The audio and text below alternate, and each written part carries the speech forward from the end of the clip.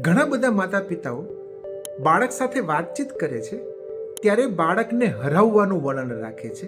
એટલે કે એવા તર્ક આપશે, એવા વિચારો આપશે કે બાળક હારી જાય વાર્તાલાપમાં. જો આપણે એવું કરીશું તો બાળક લઘુતા ગ્રંથિથી પીડાશે.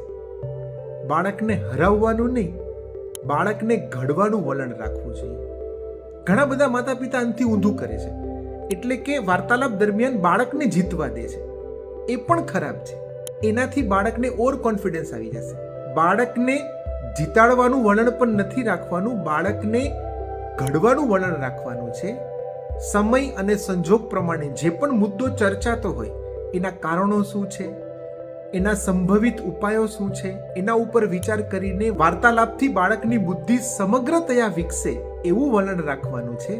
તો બાળક સારો વાર્તાલાપ કરતા શીખશે. અને જો બાળકને શાંતિપૂર્ણ, સારો, તટસ્થતાવાળો વાર્તાલાપ કરતા આવડ્યો તો દુનિયામાં એ કોઈ પણ સંબંધમાં પાછો નહીં પડે, કોઈ પણ જોબમાં પાછો નહીં પડે, કોઈ પણ બિઝનેસમાં પાછળ નહીં પડે.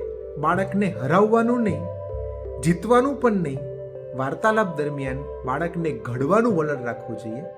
જય હિન્દ, જય ભારત.